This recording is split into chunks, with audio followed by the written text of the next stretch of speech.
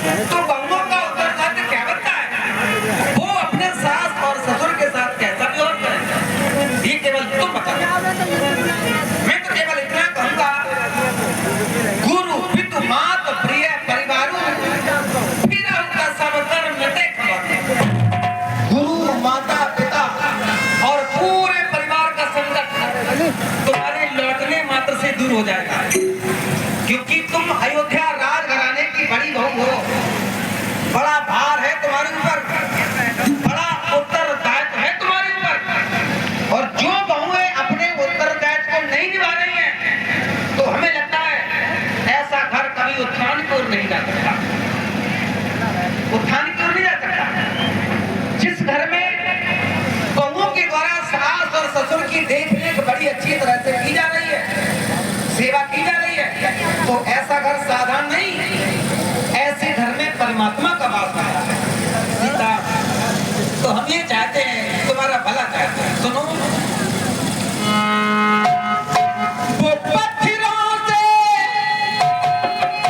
भरा हुआ पत्थर, सीता, तुमने केवल सुना है, देखा नहीं है।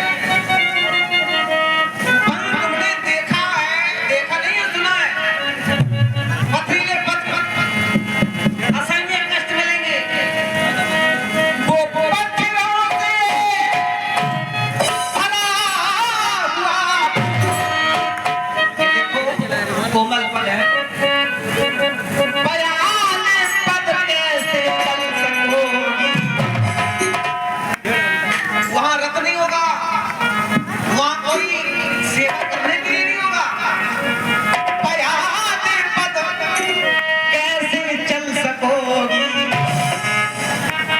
कमल से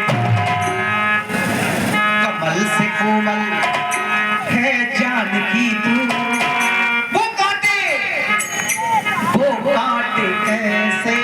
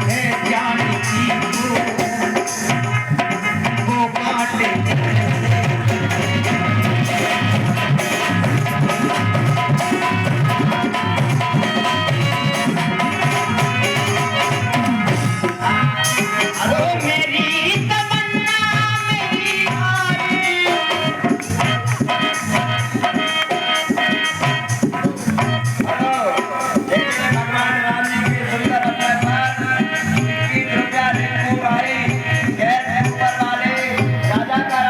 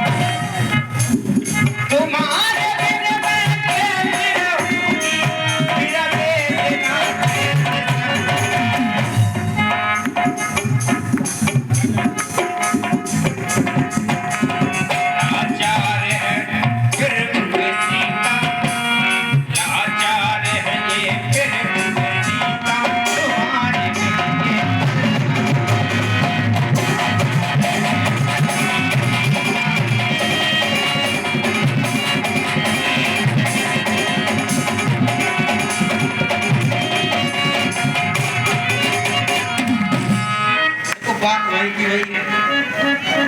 जो बात अयोध्या में थी वही बात यही है कि तुम्हारे बना नहीं रह सकते हम, बस हमें घर से कोई मतलब नहीं, घर के सदस्यों से कोई मतलब नहीं। ये सोच है सीता, बताओ।